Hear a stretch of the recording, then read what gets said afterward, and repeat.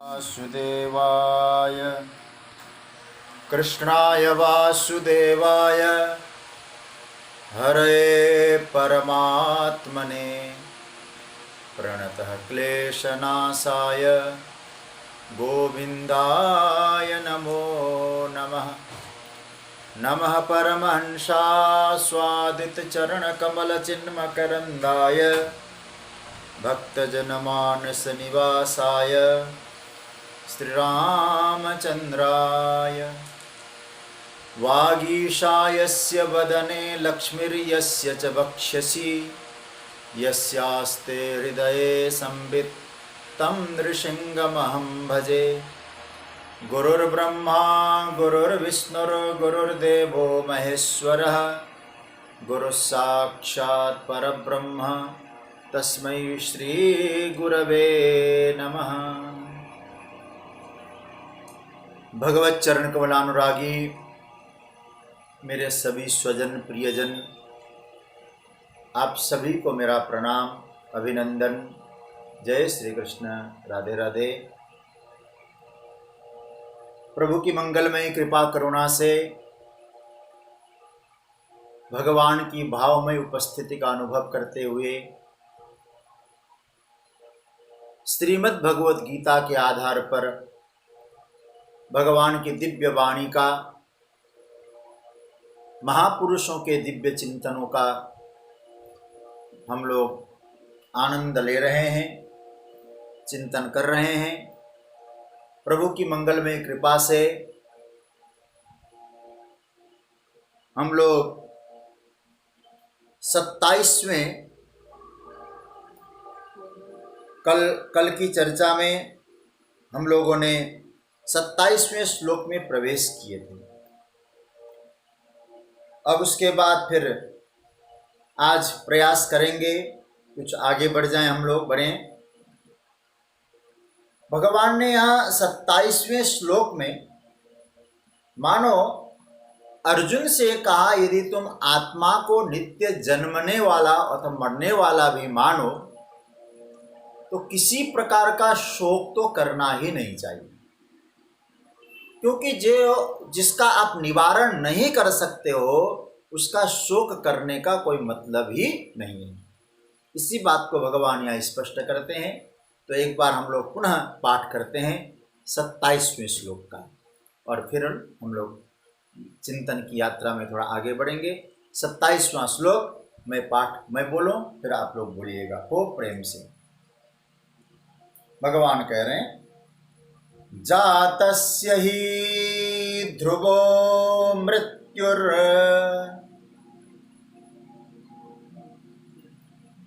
ध्रुवं जन्मामृतस्य च तस्मादपरिहारेऽर्थे न त्वं शोचितुमर्हसि। भगवान कह रहे हैं कि क्योंकि जातस्य ही ध्रुवो मृत्यु, जो जन्म लिया है, शरीर ने जन्म लिया, उसकी मृत्यु निश्चित है। ध्रुव मतलब निश्चित है। और जिसका मरण हुआ उसका फिर जन्मना निश्चित है। तस्मात् त्वं परिहार्ये अर्थे, तुम इसका परिहार नहीं कर सकते हो, क्योंकि निश्चित है, इसका निवारण कर नहीं सकते। फिर हे अर्जुन, शोचितुम न अर्हसि, तुम्हें शोक नहीं करना चाहिए। भगवान कहते हैं जो जन्मा है, जो शरीर आया है, वो जाएगा, ये निश्चित है। क्योंकि यहां हमेशा किसी को रहना नहीं है।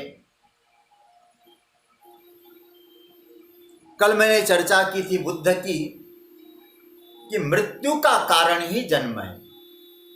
यदि हम लोग मृत्यु माने भी, शरीर की मृत्यु मान भी लें, उसका मूल कारण है जन्म। जन्म न होता तो मृत्यु भी न होती। जन्म हुआ है तो परिसमाप्ति मृत्यु में। यहां कोई रहा नहीं। 2-3 बातें समझने जैसा। यहाँ आया वो स्थायी नहीं रहा, वो गया, और जो गया वो कुछ लेके नहीं गया। ये दोनों समझ लेना। आया है, जाएगा जरूर, जाएगा निश्चित, लेकिन कुछ लेके नहीं जाएगा। खाली हाथ आए, खाली हाथ गए। यदि हम कुछ ले जाते तो अपने पूर्वजों के लिए जब हम जाने की तैयारी करते तो हमारे पूर्वज जो चले गए उनके लिए एक जोड़ी कपड़े तो साथ में ले जाते, पूर्वज पहन लेते। नहीं, भगवान कह रहे हैं अर्जुन, जो आया वो जाएगा, और खाली हाथ आया खाली हाथ जाएगा। लेकिन मनुष्य ने हमेशा यह सोचा कि मेरा शरीर रहे, शरीर के साथ तादात्म्य कर लिया, और किसी न किसी रूप में हमने शरीर को संभालने का, शरीर को रखने का ही प्रयास किया। प्राय हमने यही काम किया, किसी तरह से शरीर संभले रहे, शरीर को रखे रहे, अथवा शरीर को सजाने और संवारने में। पूज्य स्वामी पथिक जी महाराज कहते थे, शरीर को और साथी को सजाने और संभालने में समय यूं ही चला गया। साथी मतलब वस्तुएं संबंधी सब। ठीक है, शरीर साधन है धर्म कर्म के लिए, इसकी सेवा आवश्यक है, लेकिन शरीर अमर बने रहे ये संभव नहीं। शरीर कभी अमर हो नहीं पाया, प्रयास बहुत हुए हैं इस पर। आज मेडिकल साइंस ने बड़ा विकास किया है, हर चीज का ट्रांसप्लांट होने लगा, हार्ट का ट्रांसप्लांट होने लगा, किडनी का होने लगा, और किसी के आंखें ठीक ठाक है और किसी के आंखें नहीं, मरने से पहले उसने आंखें दान दे दिया तो आंख का भी उपयोग हो जाता है। थोड़ा हम लोग चिंतन करें कि आज ही हुआ है, प्रयास पहले भी हुए हैं। अभी मैं एक पढ़ रहा था शुक्राचार्य जी के विषय में, वे उनके विषय में तो कहा जाता था वो प्रयास कर रहे थे कि आत्मा को भी किसी शरीर में ट्रांसप्लांट कर दें और आत्मा शरीर कभी मरे नहीं। और एक विद्या में तो निपुण भी हो गए थे, मृत संजीवनी विद्या, मरे हुए को जीवित करने की, लेकिन स्थायी मामला नहीं था। शरीर को ज्यों का त्यों रखने का प्रयास कर सकते थे, लेकिन वो स्थायी नहीं, कभी न कभी जाना होता है उस शरीर। मैंने अभी बहुत पहले ठाकुर जी की कृपा से इस श्रावण के समय में, अधिकतर मैं कलकत्ता में रहता था पहले, और इस बार कलकत्ता के हमारे साथ जुड़े हुए हैं। पहली बात तो यह है, कलकत्ता में समाचार पत्र मैंने पढ़ा था, सन्मार्ग वो आता है, तो उसमें एक लेख पढ़ा था, मुझे याद आ रहा है कि शुक्राचार्य जी के विषय में, कि एक बार शुक्राचार्य जी देव दैत्यों के गुरु थे, वो नाराज होकर वो पश्चिम की ओर चले गए। पुराणों में ऐसा वर्णन आता है, कई बार नाराज हो जाते गुरु लोग, पश्चिम की ओर चले गए। तो पश्चिम की ओर गए तो कहाँ गए, तो फिर कहीं प्रमाण निकाल कर अखबार ने लिखा था कि वो इजिप्ट की तरफ चले गए। तो जो पिरामिड इत्यादि तैयार किया तो शुक्राचार्य जी की देन थी। और वहां के इतिहास में ऐसा पाया जाता, बताते हैं कि पूरब से कोई आया था, उसने ये विद्या सिखाई, बहुत कुछ सिखाया, बहुत कुछ। और इसलिए वो शरीर की बॉडी को कब तक सुरक्षित रखा जाए, तो इजिप्ट का जो पिरामिड है उसी तरह से तैयार किया जाता था। तो कहते हैं फिर अब जो आया उसका नाम क्या है, बोले नाम तो नहीं, बस उसे धन्यवाद, थैंक यू। तो थैंक यू कैसे कहें, तो कहते उन्होंने नया शब्द खोजा, शुक्र। शुक्र है, ये शुक्र क्या है, शुक्राचार्य जी। इसलिए कोई चिंता वाली बात नहीं, शुक्र है ना। तो कहने का मतलब शुक्राचार्य उन्होंने बहुत, उनके बारे में पढ़िए, बड़ा ब्रिलियंट माइंड था उनका, ज्ञान नहीं, उल्टे लटक के तपस्या करते थे। लेकिन इतने बड़े तपश्चर्या करने वाले शरीर को स्थायी रख नहीं पाए, भले ही मरण वाला शरीर उन्होंने जीवन दे दिया हो, लेकिन एक न एक दिन वो शरीर मरता भी है। कब तक संभाले रखेंगे? और मनुष्य की अभिलाषा यही रही है, वो जीवित रहे। और भगवान कहते हैं, हमारे वेदों ने, गीता ने कहा, तुम कहते हो तुम जीवित रहो, तुम शरीर से आसक्ति मत रखो, तुम जीवित ही हो, तुम अमर ही हो। अमरत्व हमारा स्वरूप है। रूप से भले हम अमर नहीं है, स्वरूप से हम अमर हैं। इसलिए हे अर्जुन, संसार की जो चीजें हैं, जो आया है मतलब जन्म हुआ है, वो परिवर्तन होना ही होना है। अंतिम समय तक परिवर्तन होते होते होते होते उसका नाश होना है। प्रतिक्षण अपने रूप को वस्तुएं छोड़ रही है, तो रूप को छोड़ना, इस रूप से अलग रूप में चले जाना, यही मृत्यु है। और दूसरे रूप में आना, दूसरे रूप का जन्म है। और इसमें आत्मा अपरिवर्तनशील है, रूप बदलने को ही हम लोगों ने मृत्यु मान लिया है। और हे अर्जुन, आप समझ लेना, उसका कोई परिहार भी नहीं है। तस्मात् अपरिहार्य। अपरिहार्य का मतलब उसको आप रोक नहीं सकते। अच्छा, जिस चीज को आप रोक नहीं सकते उसके विषय में हम सर पकड़ के रोते रहें, भगवान कहते तुम शोक के लायक हो क्या? कोई रोक पाया? सूर्य भगवान उदय होते हैं, हम रोक पाए? समय से अस्त होते, चंद्रमा का आना होता है, रोक पाए? अरे भाई, आप जरा सोचिए, हमारे शरीर के बाल काले थे, सफेद होते जा रहे हैं। हम कहते खबरदार तुम सफेद मत होना, काले बने रहो। हमारे शरीर का एक रोम भी हमारी बात नहीं मानता। फिर किस बात का अभिमान करें? हम स्थायी हैं। परिवर्तनशील जगत है, जो आया है जाएगा। एक महाभारत का है या कहां का है मुझे नहीं मालूम, एक हमारे यहां प्रसिद्ध श्लोक है। श्लोक बड़ा मजेदार श्लोक है। अभिमन्यु के मृत्यु के विषय में श्लोक प्राय कभी लोग गाते हैं। मुझे नहीं मालूम है कहां का श्लोक है, लेकिन गुरुजनों की कृपा से हम पाठशाला में पढ़ते तो ये श्लोक बहुत सुनते थे। मातुलो यस्य गोविंदो पिता यस्य धनंजयः सोपी कालवशं यात कालो ही दुरतिक्रमः। अभिमन्यु के मृत्यु के विषय में आया है। अभिमन्यु कौन है? मातुलो यस्य गोविंद। उसकी मामा कौन है? साक्षात परब्रह्म परमात्मा श्री कृष्ण जिनके मामा हैं। और बाप कौन है? दुनिया का पहला नर, भगवान का सखा, भगवान का प्रिय पार्थ अर्जुन, बाप। सोपी कालवशं यात। उसको भी 16 वर्ष की अवस्था में काल का ग्रास होना पड़ता है, इसलिए कालो ही दुरतिक्रमः।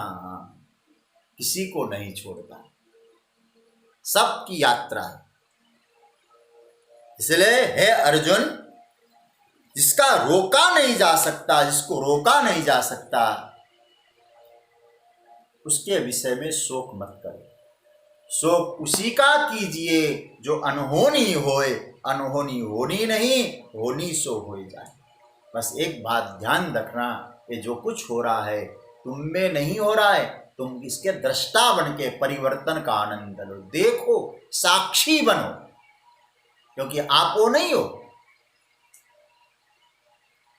हम कौन है? अच्छा, एक बात आपसे मैं कहूं। अच्छा, हम लोग जीना चाहते हैं कि नहीं चाहते? प्राय हमारा सबका स्वभाव है, हम जीना चाहते हैं, लेकिन हम है जीवित, हम मरते नहीं कभी, लेकिन चाहते जीना। तो हमारे शास्त्र कहते हैं इसका मतलब है आप सत हो। जीना चाहते हैं तो आप सत हैं। दूसरा, अच्छा, आप जानना चाहते कि नहीं चाहते किसी चीज को? कोई चीज आए, कोई व्यक्ति भी आए, उसकी पहचान चाहते हैं कि नहीं चाहते? कोई चीज आए तो उसको जानना तो हम चाहते ही हैं। कोई भी चीज हो, भले भौतिक चीजों को जानना चाहते हो, जानना चाहते हैं, इसलिए चिद है। रहना चाहते हैं सद हैं, जानना चाहते हैं चिद हैं। अच्छा, ऐसा कौन व्यक्ति होगा जो दुखी होना चाहता है? ऐसा कोई व्यक्ति है जो दुखी होना चाहता है? कोई नहीं चाहता, सब सुख चाहते हैं। तो आप जरा सोचिए, तो हम सुख चाहते हैं तो कौन है? आनंद है। तो इस तीनों को आप संभाल लेना अपने आप। जीना चाहते हैं सद है, जानना चाहते हैं चिद है, सुखी होना चाहते हैं आनंद है। तो सीधी सी बात है, हम सच्चिदानंद है अथवा सच्चिदानंद के हैं, क्योंकि उसमें जो गुण है वो हम में। आपका जन्म नहीं है, फिर आपने जिसको धारण किया है, ये जो शरीर है ये आया है, ये जाएगा। इसमें क्यों ऐसा, क्यों नहीं? आया है, जाएगा। बस इतना सा ध्यान देना, फिर दोबारा आना ना पड़े। बस इतनी सी बात है। अभी मैं एक इंटरनेट पे एक संत का चरित्र पढ़ रहा था, मुझे बहुत अच्छा लगा।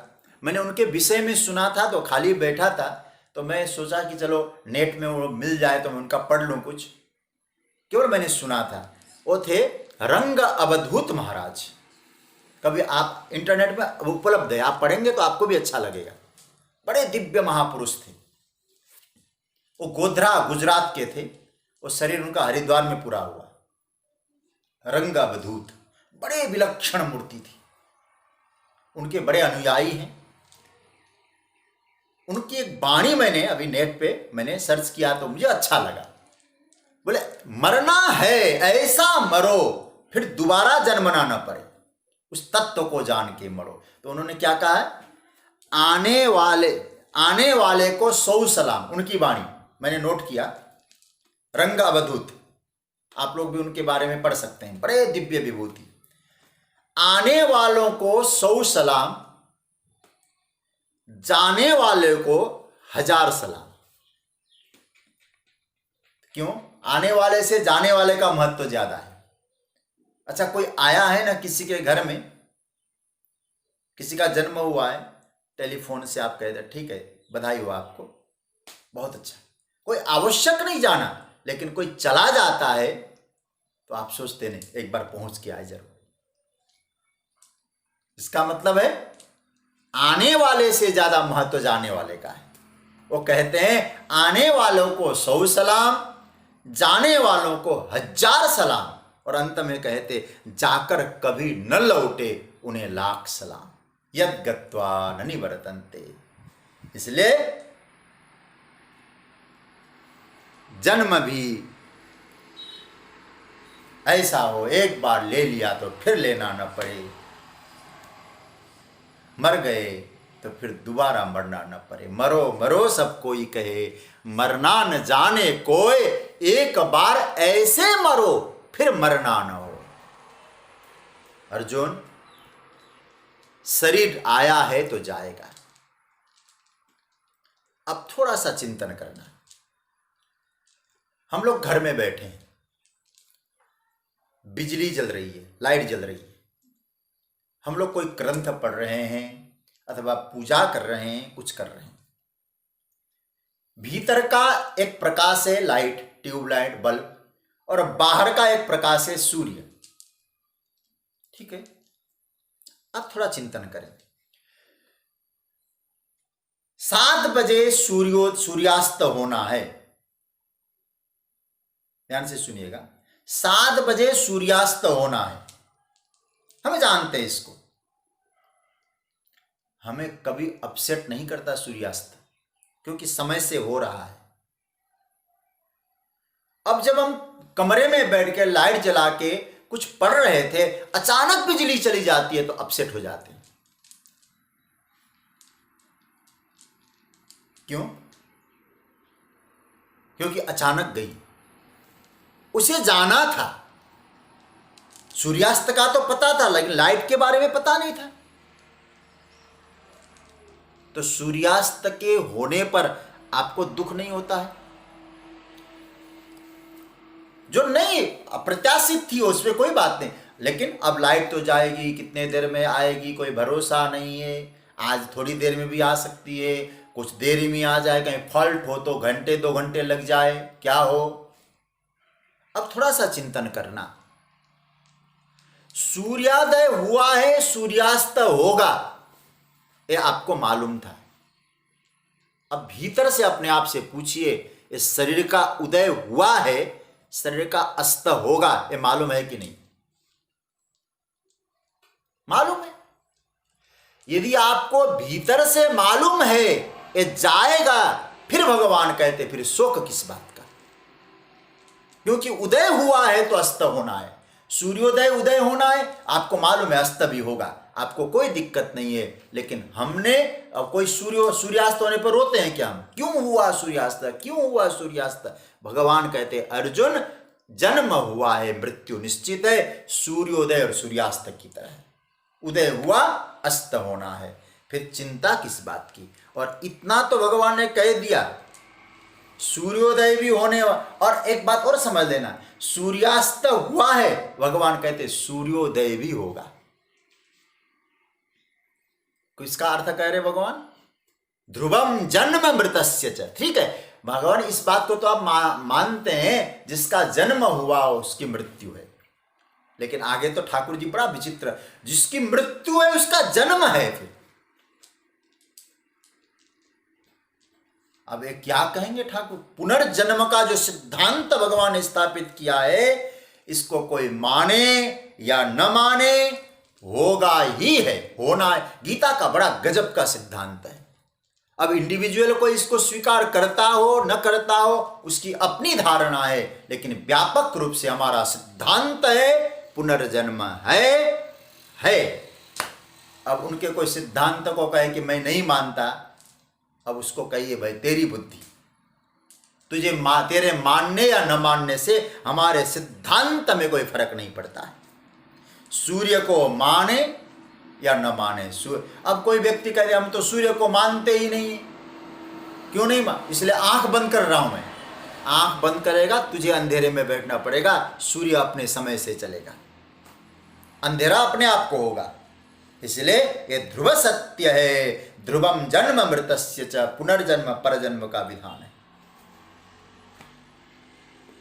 इसलिए सिद्धांत को कोई माने या न माने, भगवान कहते हैं ये सृष्टि का सिद्धांत है। तरोवर, एक बहुत बढ़िया बात, तरोवर कहे पात सो, क्या कहे? सुनो, तरुबर पातन सो कहे, सुनो पात एक बात।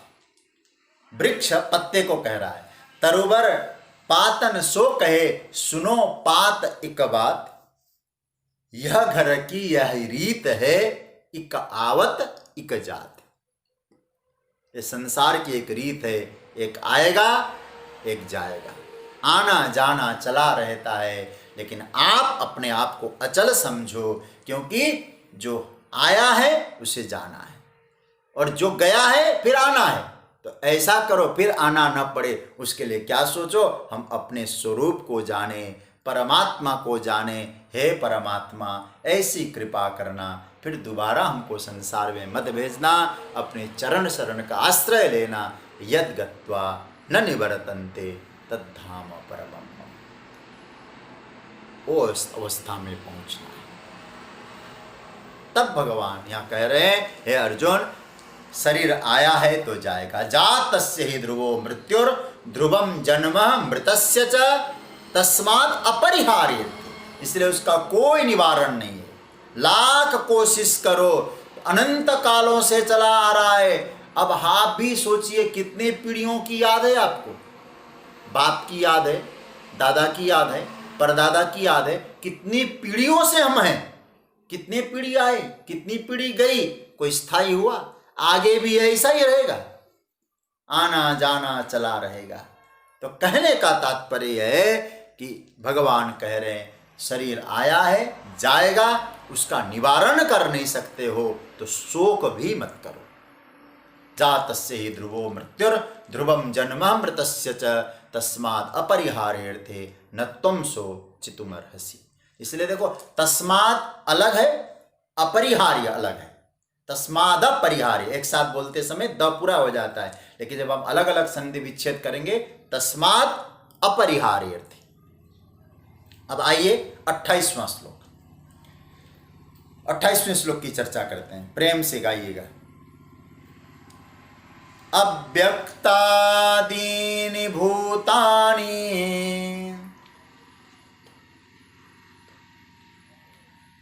व्यक्तमध्यानि भारत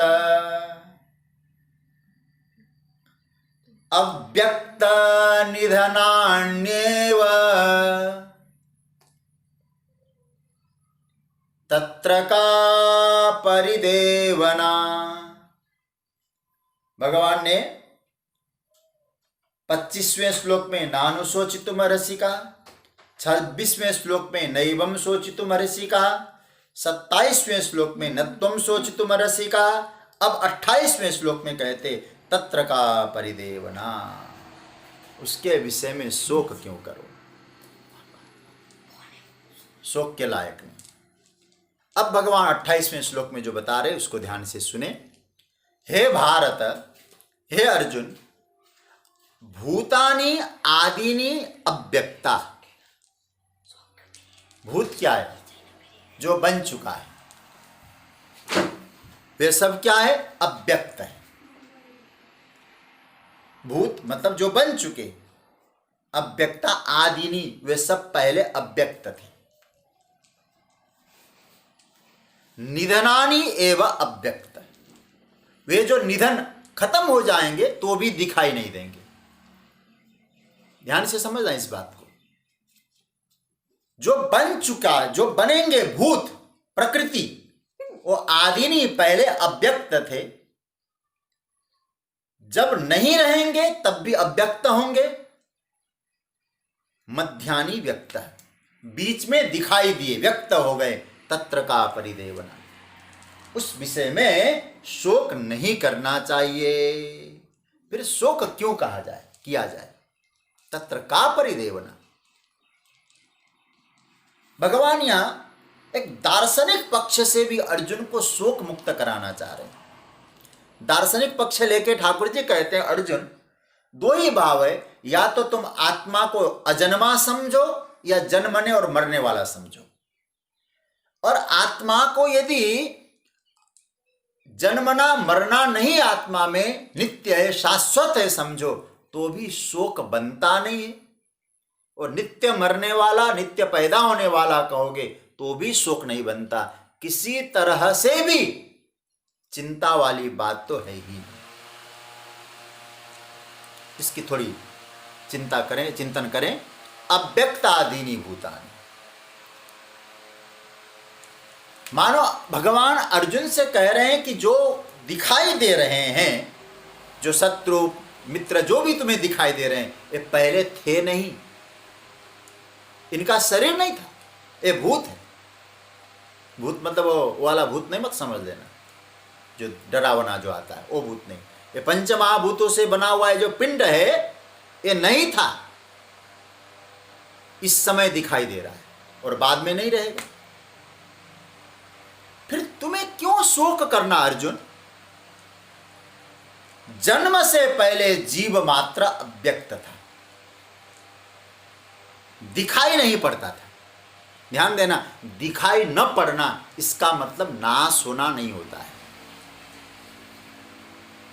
दिखाई न पड़ना इसका मतलब नाश होना नहीं होता है। अब आजकल तो आप जानते होंगे क्या स्थिति हो रही है। कहते हैं कि बिल्कुल लक्षण दिखाई नहीं पड़ता और भीतर भीतर कोरोना ग्रसित हो रहा है। और दिखाई नहीं पड़ा तो क्या कोरोना नहीं है? वो भी हो सकता है। साधारण बात। भगवान कहते हैं दिखाई नहीं पड़ते थे, इसका मतलब थे अब अवश्य। उसके बाद दिखाई पड़ते हैं, दिखाई पड़े, सामने आ गए। जो नहीं पड़ता था, जो पहले दिखाई नहीं पड़ता था, वो दिखाई पड़ा, उसे कहते जन्म। जो दिखाई पड़ता था अब दिखाई पड़ना बंद हो गया, उसे कहते मृत्यु। इसलिए निधनानि अव्यक्त, उसके बाद तो दिखाई नहीं देते। अब आप सोचिए जरा, हमारे पिताजी थे, अभी दिखाई नहीं दे रहे। हम लोग फोटो की पूजा करते हैं कि नहीं? हमारे पिताजी हैं कह के परिचय कराते। तो इसका मतलब है थे वो, उनका जो पांचभौतिक देह गया तो भी हैं, इसका सीधा सा प्रमाण। अच्छा भाई, जब वो चला गया शरीर, तो 13-14 दिन तक आप किस लिए काम कर रहे हैं? शरीर तो नष्ट हो गया।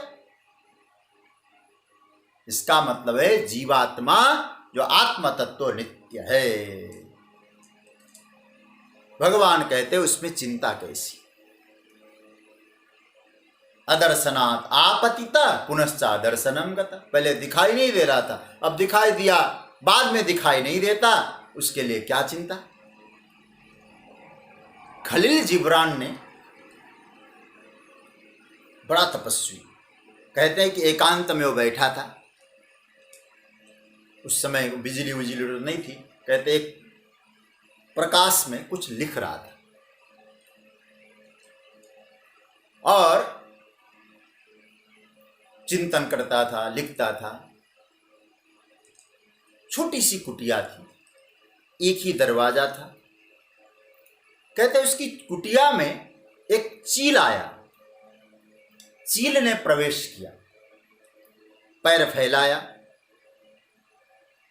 एक जगह थोड़ी देर रुका। खलील जिब्रान देख रहा है, थोड़ी देर में दूसरी जगह चला गया, उसके बाद फिर तीसरी जगह गया और परिणाम उड़ के उसी रास्ते से बाहर चला गया। तो उस समय उसने लिखा, ये जो शरीर है, उस आत्मा ने शरीर को धारण किया, उस संसार में आया। पहले एक गांव में था, फिर दूसरी जगह गया, फिर तीसरी जगह गया, फिर जिस रास्ते से, जिस द्वार से आया था, उसी द्वार से चला गया। अब चील पहले अव्यक्त था, कुटिया के भीतर व्यक्त हुआ, व्यक्त होके इधर गया उधर गया, जैसे हम लोग संसार में इधर गए उधर गए, और फिर जिस रास्ते से आए थे उसी रास्ते से हम चले गए। उस समय क्या कहते हैं? आना ये उसका जन्मना और जाना उसका मरना। ये जीवन और मृत्यु दोनों भ्रामक है। केवल इतना समझ लो, और दिखाई दे रहा था, दिखाई देना बंद हो गया। इस शरीर के रूप में दिखाई दे रहा था वो जीवात्मा, अब इस शरीर के रूप में दिखाई देना बंद हो गया। उसी को हम लोग क्या कहते हैं? वो जीवन और मृत्यु कहते हैं।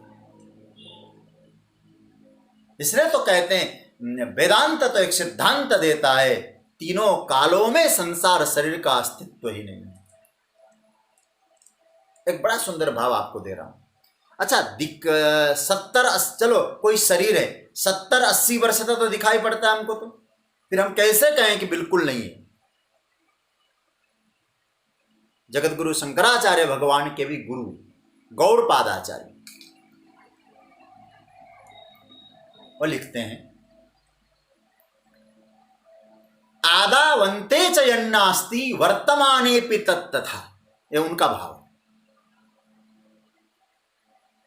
आदि में और अंत में जो नहीं है, तो बीच में भी नहीं है।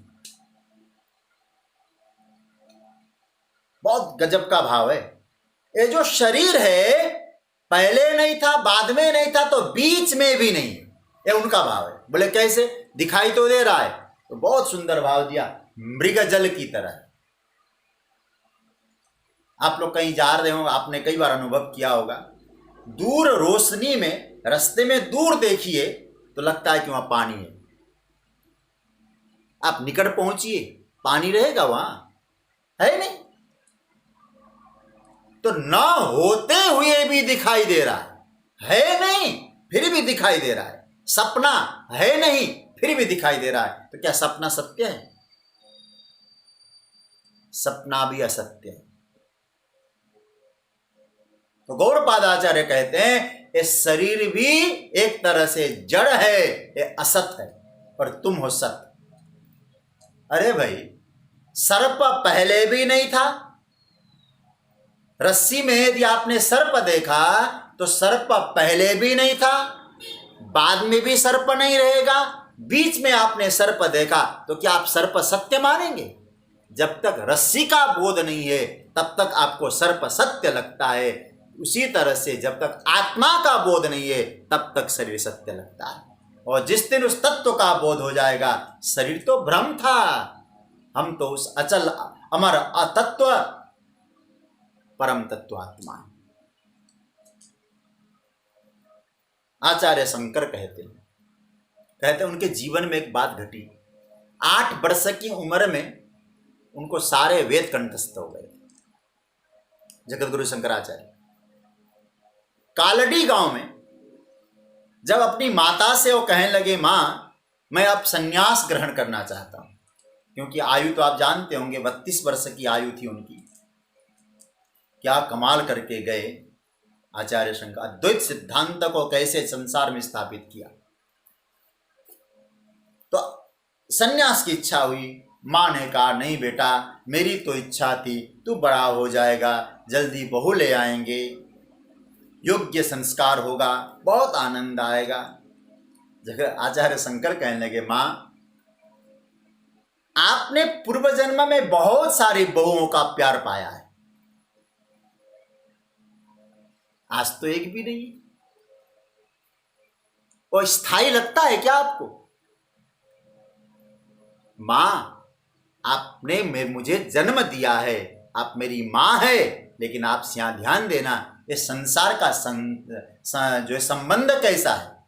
आपका कई बहुओं से संबंध हुआ, पहले मिले, सेवा की है आपकी, पैर दबाए होंगे, लेकिन ये संसार का संबंध कैसा संबंध है? ध्यान से सुनिएगा, कभी ये जीवन में उतर आए तो जीवन का ही कल्याण हो जाए। जगत गुरु शंकराचार्य कहते भवसंग खलु पंथ संगम। ये संसार का संबंध कैसा है? पंथ संगम। पंथ संगम समझते हैं? पंथ मतलब मार्ग, रास्ते का जो संबंध है, ये संसार का संबंध ऐसा। मार्ग की मुलाकात, मार्ग की मुलाकात कैसे होती है? आप हम लोग रेलगाड़ी में यात्रा कर रहे हैं, ये मार्ग की मुलाकात देखिए। जगत गुरु शंकराचार्य इसी बात को कहते। अब वो हम यात्रा में जा रहे हैं, हम सीट पर बैठे, उस सीट पर कोई यात्री नहीं था, तो पहले अव्यक्त था, उसके बाद वो आया, व्यक्त हुआ, और हमसे पहले स्टेशन आया, उतर गया, फिर अव्यक्त हुआ। क्या वो मर गया, खत्म हो गया? भगवान जगत गुरु शंकराचार्य भगवान कहते हैं, आप उसी संसार, आप वो उतर गया, उसका स्टेशन आया, आप मरे जाओ। अरे भैया तू क्यों उतरता है, मेरे साथ अरे उसका स्टेशन आ गया। संसार का संगम ऐसा ही संग है। और हम लोग वहां कई बार तो आजकल तो फोन का आदान प्रदान करते हैं। फोन करना भैया, तुम फेसबुक में हो ना? बोले हाँ, मैं एक भेज दूंगा ना, किस नाम से, लाइक जरूर करना। इस पांत संगम है संसार का, कोई स्थायी नहीं है। इसलिए संसार में क्या है? रेलगाड़ी की यात्रा में पहले अदर्शन, फिर में दर्शन, फिर अदर्शन, ये जीवन का यात्रा है। अव्यक्तादीनि भूतानि व्यक्त मध्यानि भारता अव्यक्ता निधनान्येव तत्र का परे। अरे ज्यादा लंबी चौड़ी बात न करें। दांत, अपने आप के दांत को देखिए जरा। पहले अव्यक्त थे, जन्म तो मिला, दांत आए नहीं, अव्यक्त थे दांत। उसके बाद फिर आ गए दांत, फिर आ तो गए, व्यक्त हो गए, फिर अव्यक्त हो गए, फिर वो दूध वाले दांत सब चले गए। उसके बाद फिर व्यक्त हो गए, फिर अव्यक्त हो गए। क्या हमें दुख होता है क्या? दांत आए गए, संसार में आना और जाना यूं ही चला रहता है, लेकिन तुम अचल हो। अपने आप को संभलो, जानो। फिर जब दांतों के विषय में तुम कुछ शोक नहीं करते तो इन शरीरों के विषय में क्यों शोक करते हो अर्जुन? इसलिए तत्र का परिदेवना, शोक तो बनता ही नहीं, चिंता तो बनती ही नहीं। अब भगवान अपने सिद्धांत की बात कहते। अब तक तो अर्जुन की बातों को अर्जुन के स्तर पे कह के अर्जुन को शोक मुक्त करना चाह रहे थे भगवान। तो 3 श्लोकों में अतचैनम नित्यजातम नित्यम वा मन्यसे मृतम, यहाँ से लेकर भगवान ने अव्यक्तादीनि भूतानि व्यक्त मध्यानि भारत, ये 3 जो श्लोक है, इन 3 श्लोकों में अर्जुन को शोक मुक्त करने के लिए शरीर की नश्वरता को भी भगवान ने एक शोक मुक्ति के माध्यम से समझाया। आत्मा को यदि तुम नश्वर मानो तो भी शोक नहीं करना चाहिए, शरीर को मानो तो शोक करना ही नहीं चाहिए। इसलिए भगवान अब आगे फिर सिद्धांत की, अर्जुन ये मेरा सिद्धांत नहीं है, मैं तो अब सिद्धांत की बात कह रहा हूं।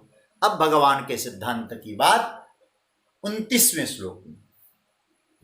मेरी इच्छा आज यह है 15 मिनट में 29वां और 30वां संक्षेप में करें, तो फिर 31वें श्लोक से प्रसंग चेंज हो जाएगा।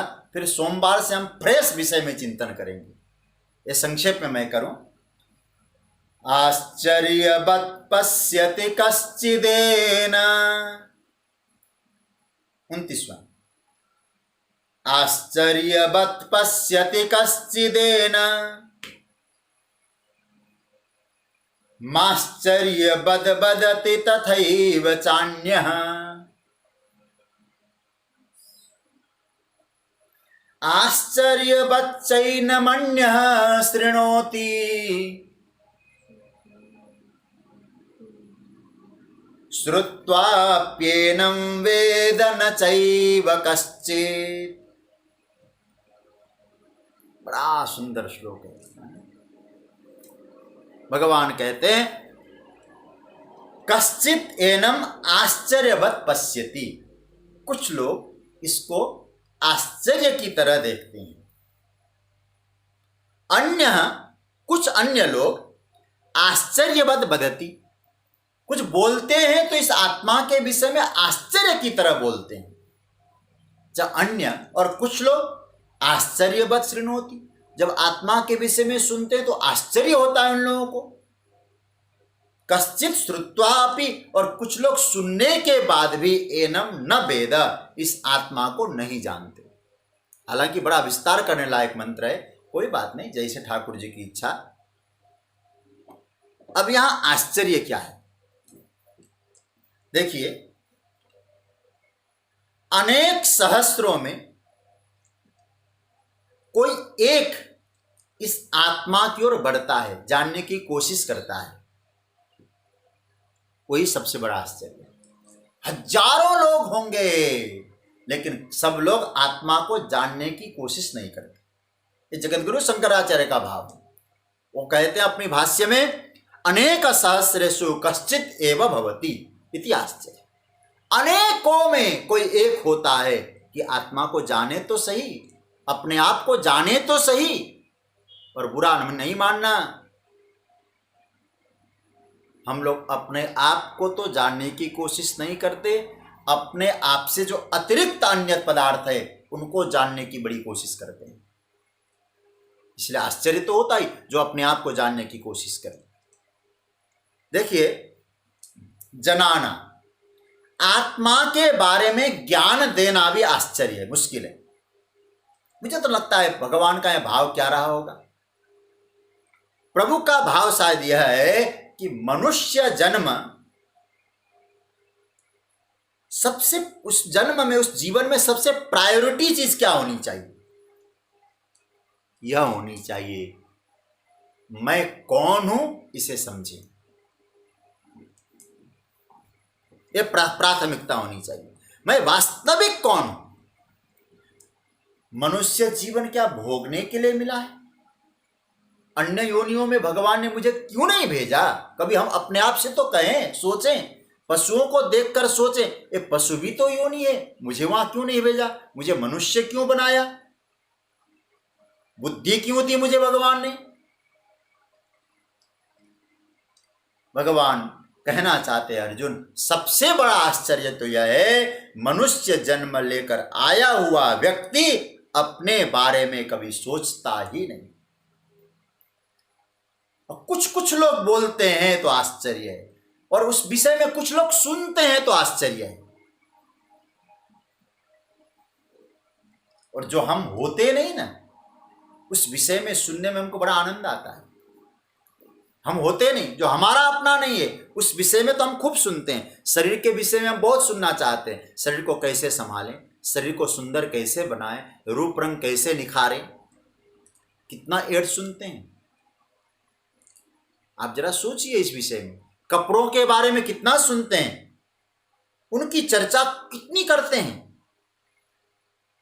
भगवान कहते हैं जो करना चाहिए, जो जानना चाहिए, हम उसके बारे में जानते नहीं, इसलिए जो कोशिश करता है, सुनता है, बोलता है, वो भी आश्चर्य है। और सुनकर भी समझ नहीं पाते, क्योंकि सुनकर अनुभव करने की वृत्ति कम लोगों में होती है। यदि कुछ लोग सुनकर जानने की कोशिश करें तो भी आश्चर्य है। पराये से मैत्री, अपने से दूरी, आश्चर्य नहीं तो और क्या है? जो है नहीं पराया, उससे तो मित्रता, जो है स्वयं का, उससे दूरी, इससे बड़ा क्या आश्चर्य हो सकता? और हम लोग का आश्चर्य कई चीज़ों में, भारत विश्व में इतने आश्चर्य है, आगरा का ताजमहल आश्चर्य है। और मुझे जब आश्चर्य शब्द आता है तो एक प्रसंग भले अलग है, लेकिन मुझे महाभारत का भी एक प्रसंग याद आता है। यक्ष ने पूछा था युधिष्ठिर जी से, आश्चर्य क्या है?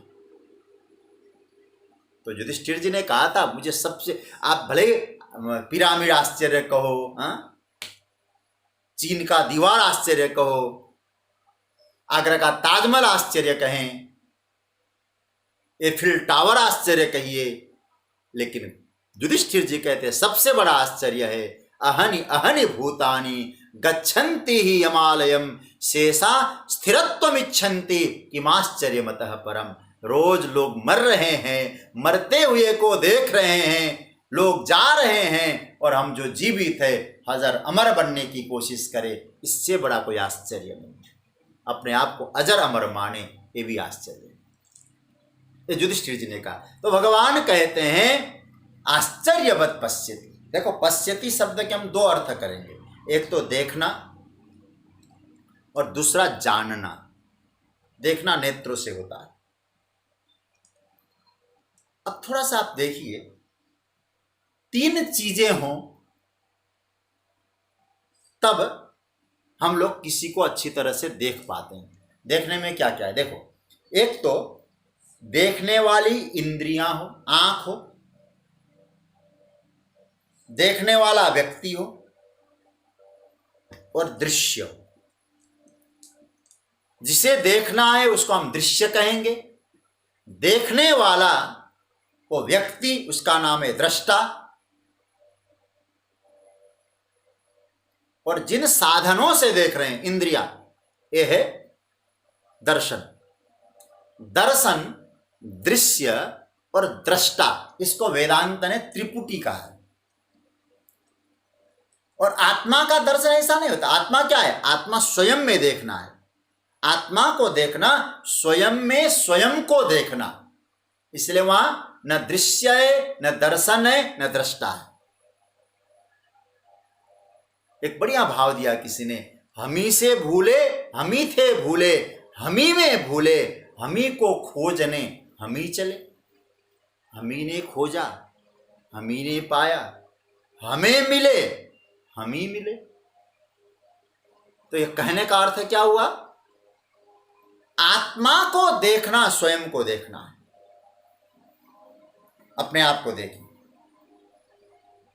कैसे देखना? अपने स्वरूप में हैं तो अपने स्वरूप को देखना, अपने स्वरूप की अनुभूति करना। श्रीमद् भगवद गीता के 18वें अध्याय के 55वें श्लोक में, बाद में आप देख लेना इस श्लोक को, भगवान कहते भक्त्या माम अभिजानाति यावान्यश्चास्मि तत्त्वतः ततो माम तत्त्वतो ज्ञात्वा विशते तदनंतरम। हे अर्जुन, भक्ति से मुझे जानता है जो, किस कैसे बोले, जो तत्व के रूप में मुझे जाने, और उस तत्व के रूप में जानता है, मेरे में प्रवेश करके मुझ में ही आनंद लेता है, फिर मुझ में और उसमें अंतर नहीं होता है, तत्वपूर्वक जानता है। अब मैं आपको एक बात कहना चाहता हूं, आप थोड़ा अपने आप से पूछ लीजिएगा, आश्चर्यवत् पश्यति, देखना और जानना। देखो, हम किसी दर्पण को देख रहे हैं, अब प्रैक्टिकल कर लेना, आप सब जानते हैं, केवल याद दिला रहा हूं। हम किसी शीशे में अपने आप को देख रहे हैं, हम सीधा देख रहे हैं कि उल्टा देख रहे हैं? पहले आपसे मैं पूछूं, सीधा देख रहे हैं कि उल्टा देख रहे हैं? कई लोग कहेंगे अरे भाई हम सीधा देख रहे हैं अपने आप को। आप जरा सोचिए, दर्पण में सीधा देख ही नहीं सकते आप, उल्टा देख रहे हैं। यदि आप देख रहे हैं तो आपको देख रहा है, उल्टा हुआ कि नहीं हुआ? एक बात और समझ लीजिएगा, आपको अपने दूसरे को देखना है, क्या चाहिए आपको? आपकी आंख ठीक हो तो काफी है, लेकिन अपने आप को देखना हो तो आंख भी ठीक हो और दर्पण भी ठीक हो, दोनों ही ठीक होना चाहिए। आंख भी ठीक होनी चाहिए, दर्पण भी ठीक होनी चाहिए, तब आप अपने आप को देख सकते हैं। जैसे तो गोस्वामी जी कहते हैं, निज मन मुकुर सुधार, मन ही दर्पण है। तो गुरुदेव के द्वारा प्राप्त दृष्टि ही आंखें, ज्ञान और वैराग्य के नेत्र हैं। ज्ञान विराग नयन उरगारी, ज्ञान और वैराग्य के नेत्र से स्वच्छ मन का अनुभव करो। उस ज्ञान दृष्टि से भीतर मन के दर्पण में उस परम तत्व का अनुभव करना है। जब वो साधक ऐसा नहीं करता, बाहर देखता है जो सहज रूप से उपलब्ध है, तो समझ लेना वही आश्चर्य है। आश्चर्यवत् पश्यति। तो अब क्या हुआ इसका मतलब, हम दर्पण में हम अपने आप को देख रहे हैं, तो हम लोग सीधा नहीं देख रहे हैं, उल्टा देख रहे हैं। उल्टा देखने का मतलब स्वयं को देखना, तो हमारी दृष्टि उधर न जाए, इधर आए, इसी का नाम है आत्मदर्शन। स्वयं को देखना, स्वयं को जानना। बस याद रखना, स्वयं को देखने के लिए दो चीजें हैं, एक तो दृष्टि चाहिए, एक दर्पण चाहिए। दर्पण हमारा मन है और दृष्टि है गुरुदेव के द्वारा प्राप्त ज्ञान और वैराग्य, ज्ञान के नेत्र है। और मैं आपसे कहूं, उस ज्ञान चक्षु बाहर नहीं देखती, ये चर्म चक्षु बाहर देखती है, और ज्ञान चक्षु, ज्ञान नेत्र तो भीतर देखे, ज्ञान की आंखें भीतर देखे, उस परम तत्व का अनुभव करे। इसलिए भगवान कहते हैं आश्चर्यवत् पश्यति, जो इधर देखा वो आश्चर्य है, क्योंकि प्राय लोग सब बाहर ही देखते हैं। और आश्चर्यवत् पश्यति, कोई बिरला ही आश्चर्य होगा जो भीतर देखता है, अपने अंतकरण में उस परम तत्व का अनुभव करता है। उड़िया बाबा जी महाराज कहा करते थे, बाहर देखना, जगत को देखना, जानकारी जुटाना है, स्वयं को देखना, ज्ञान स्वरूप प्रज्ञानम ब्रह्म की अनुभूति करना है। जानकारियां बदलती है, ज्ञान एक रहता है। आश्चर्यवत् पश्यति कश्चिदेव। भगवान कुछ लीक से हटके बात कर रहे हैं। अब आश्चर्यवत् बदति, मैं पूरा करूंगा आज इस श्लोक को, संक्षेप में करूं। आश्चर्य की तरह बोलता है कोई, आत्मा के विषय में जब बोलता है आश्चर्य, क्योंकि वो आत्मा वाणी का विषय है ही नहीं। रामचरितमानस में आया है ना, जब पुष्प वाटिका में सीता जी राम को देखकर लौट के आई, तो एक सखी बोलती है, अच्छा सखी सीता बोलो तो सही, वो कैसे लगते हैं जिनको तुम देख के आई हो? सीता जी का जवाब सुन लीजिएगा। श्याम गौर किमि कहूं बखानी, गिरा अनयन नयन बिनुबानी। क्या सूत्र है। कहती है सीता, जिनको मैं देख के आई हूं, यदि उसका रूप वर्णन करने लग जाऊं तो देखने वाले आंख है, इन्होंने देखा है, इनमें वाणी नहीं है। जिसने देखा वो बोल नहीं सकता, और बोलने वाले का काम बोलना है, मुख का काम, और इसमें नेत्र नहीं। गिरा अनयन नयन, राम कौन है? गिरा अनयन है, नयन बिनु, मतलब वाणी का विषय नहीं है, नेत्र का, इंद्रियों का विषय नहीं है, अनुभूति का विषय है। बस तुझे देखना है, अनुभव करना है, चल मैं पकड़ के ले जाके तुम्हें दर्शन कराऊं। और सीता नहीं बोली, सखी बोल रही सीता को। जो सखी जाके राम जी को देख के लौट के आई, सीता से कहती है पूजा बाद में करना, चलो पहले उसका दर्शन करो। तब सीता पूछती है और कैसी है, कैसे हो? तब वो सखी कहती है गिरा अनयन नयन बिनुबानी। इसका अर्थ क्या हुआ? वो सखी ही सदगुरु है। सदगुरु उस पर ब्रह्म तत्व का अनुभव कर चुका है और हमसे कहता है गुरुदेव बताइए ना वो कैसा है। बोले क्या उसका वर्णन करूं? तो मेरी शरणागत हो जा, जिसका अनुभव मैंने किया तुझे भी अनुभव करा दूं। गुरु वह है। और बाद में सीता को दर्शन करा दिया सखी ने, क्योंकि वाणी से समझाया नहीं जा सकता, बस वो तो अनुभूति का विषय। गिरा अनयन नयन, आश्चर्य बच्चे न मन्य शृणोति। कुछ लोग इसको सुनते हैं तो आश्चर्य, क्योंकि हर कोई सुनता ही नहीं आत्मा के विषय में।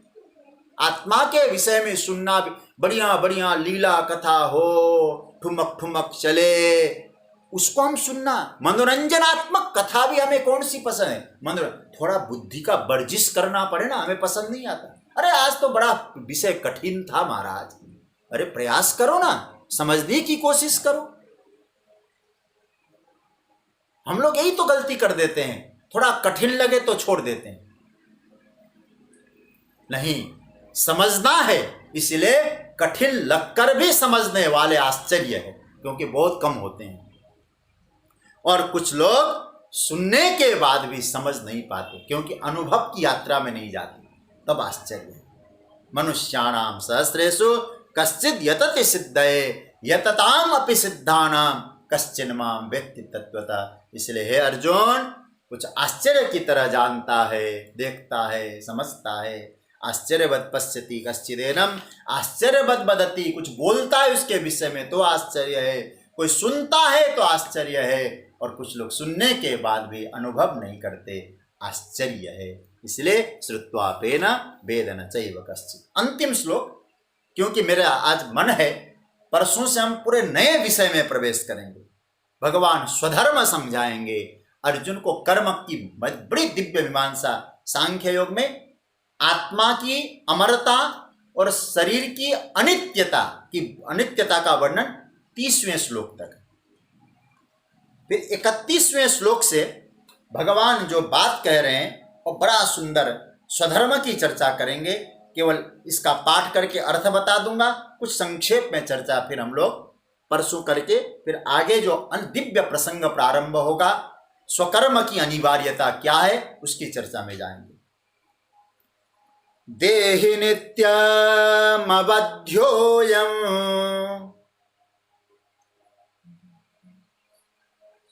देहे सर्वस्य भारत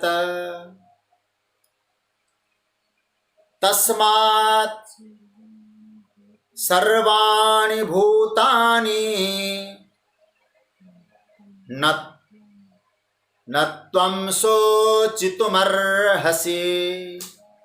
इसका अर्थ क्या है? हे भारत, अयम देहि सर्वस्य देहे नित्यम अवध्यः। ये जो देही है, ये आत्मा है, सर्वस्य देहे संपूर्ण प्राणी मात्र के शरीर में अबध्य है, इसे मारा नहीं जा सकता। इसलिए तस्मात्, हे अर्जुन, इस कारण से सर्वाणि भूतानि तुम शोचितुम अर्हसि।